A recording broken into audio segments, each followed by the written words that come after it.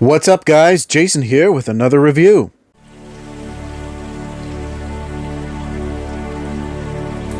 I'm here to talk about episode 7 of The Lord of the Rings of Power, the penultimate episode of this season. If you haven't watched this episode of The Rings of Power, head on over to Amazon Prime Video and check it out.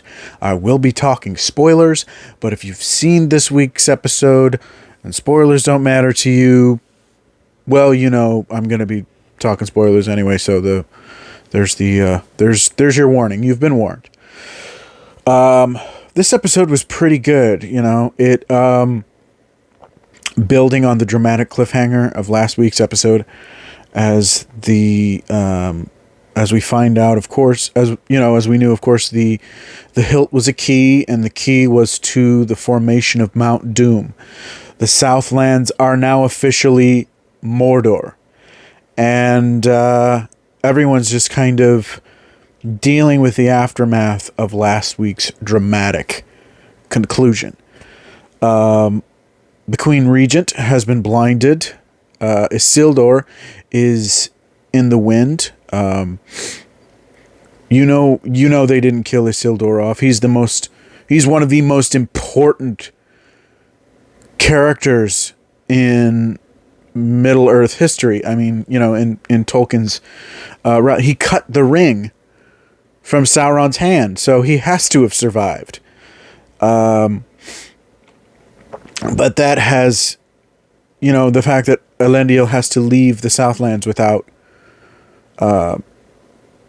Isildur is heartbreaking to him, and pretty heartbreaking to me. I thought it was great. I thought spending time with Galadriel was exactly what Theo needed. He needed someone to be a more guiding hand, someone who's seen, you know, trauma and war and death. Someone like Galadriel. You know, just the things that she, just the kind of her point of view of, what did she say? Putting, you know, saying good to dark deeds that puts darkness in our hearts, and that shouldn't, you know, it was very insightful, and Theo needed to hear that. He needed to hear that he wasn't entirely, you know, he wasn't entirely to blame. He wasn't a bad person, and it was just a moment of weakness, but it wasn't. The intent behind it was not to cause all this strife and trauma. And then it was nice to go back to the Harfoots and see what's going on with them. And of course, I think these Sauron cultists are looking for the stranger, who I'm almost positive at this point is Gandalf, but we'll see. And of course, Nori, with a small band of Harfoots, are going to go look for him after they sent him away because they thought he was dangerous. But the Sauron cultists are even more dangerous. Anyone associated with Sauron is pretty dangerous. Overall, I feel like this was a really good, this was a really good episode. Last week's episode was, it was pretty striking. It was pretty intense. This episode took some time to sort of pick up the pieces from the events of last week's episode. Kind of dealing with the aftermath of all that. That was, at times it was a bit rough, but it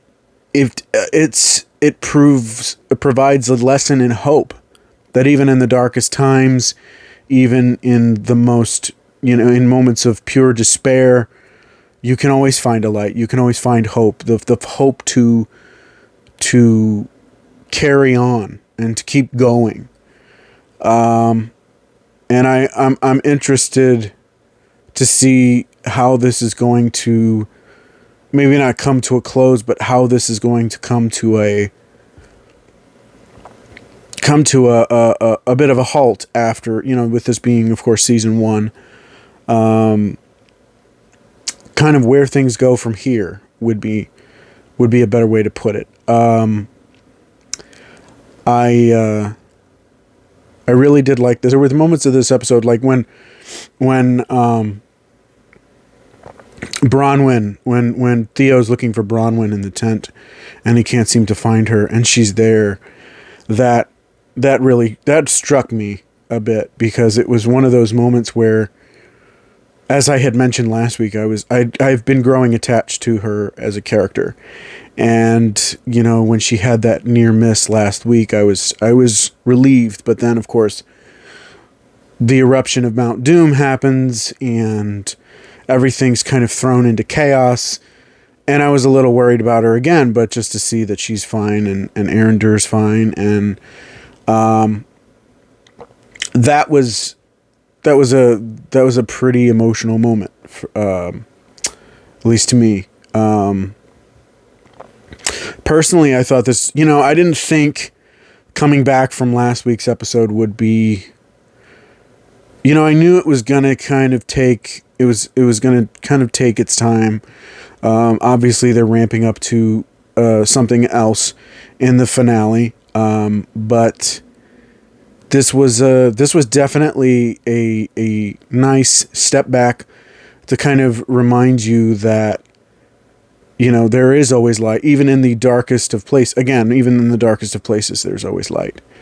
And I really appreciated that. So, for that reason, I'm going to give this episode of The Rings of Power a 5 out of 5. I thought it was really good. I really enjoyed it. Let me know what you thought of this week's episode down in the comments. Like hearing from you guys, like chatting with you guys. Don't forget to like, share, subscribe. Click that notification bell to get updates on all my future videos. Follow me on Twitter at callmejsumner. That's J with a J-A-Y. Chat me up about movies and TV and stuff there. I would really enjoy that. Thank you so much for watching, as always, and I will see you on the next one. Bye.